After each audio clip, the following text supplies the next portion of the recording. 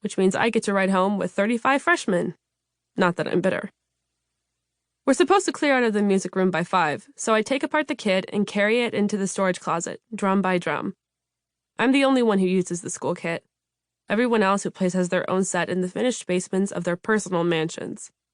My friend Nick has a customizable Yamaha DTX 450K E-kit, and he doesn't even drum. I could never afford that in a billion years. But that's Shady Creek. The late bus doesn't leave for another half hour, so I guess I'll be a theater groupie. No one ever cares if I wander into rehearsal, even though the show opens on Friday. Honestly, I crash rehearsals so often, I think people forget I'm not in the play. Most of my friends are. Even Nick, who'd never auditioned for anything in his life until this. I'm pretty sure he only did it to spend time with his sickeningly adorable girlfriend. But since he's a true legend, he managed to snag the lead role. I take the side hallway that leads directly backstage and slip through the door. Naturally, the first person I see is the Peanut himself, my #1 bro, demolisher of Oreos, Simon Spear. Leah! He's standing in the wings, half in costume, surrounded by dudes. No clue how Miss Albright talked so many guys into auditioning this year. Simon shrugs away from them. You're just in time for my song. I planned that. You did? No. I hate you. He elbows me and then hugs me. No, I love you. I don't blame you. I can't believe you're about to hear me sing. I grin. The hype is real. Then there's a whispered command I can't quite hear, and the boys line up in the wings, amped and ready. Honestly, I can't even look at them without laughing. The play is Joseph and the Amazing Technicolor Dreamcoat, and all of Joseph's brothers are wearing these fluffy fake beards. I don't know, maybe it's in the costume notes of the Bible or something. Don't wish me luck, Simon says. Tell me to break a leg. Simon, you should probably get out there.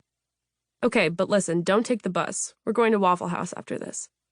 Noted. The boys shuffle on stage, and I step deeper into the wings. Now that the flock has cleared, I can see Cal Price, the stage manager, stationed at a desk between the curtains. Hey, Red.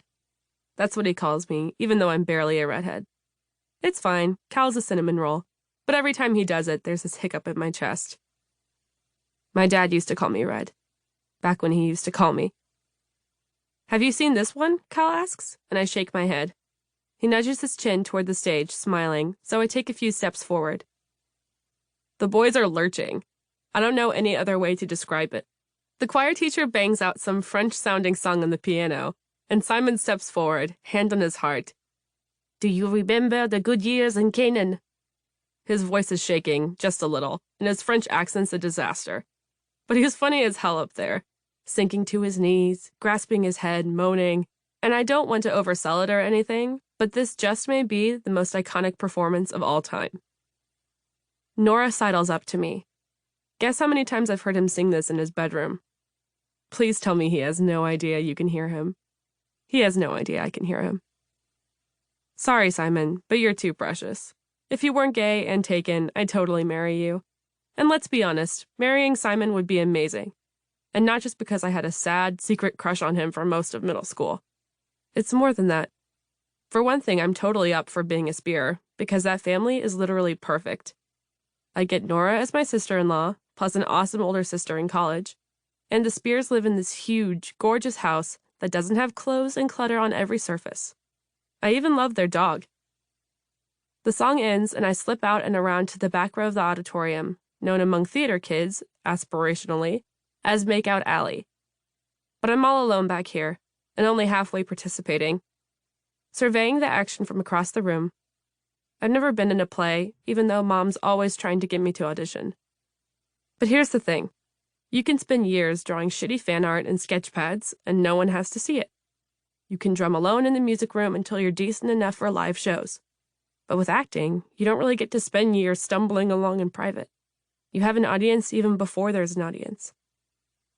A swell of music. Abby Suso steps forward, wearing a giant beaded collar and an Elvis wig. And she's singing. She's amazing, of course.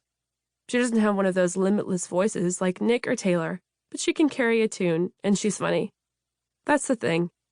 She's a straight-up goofball on stage. At one point, Miss Albright actually guffaws. Which is saying something. Not just because who knew guffaw...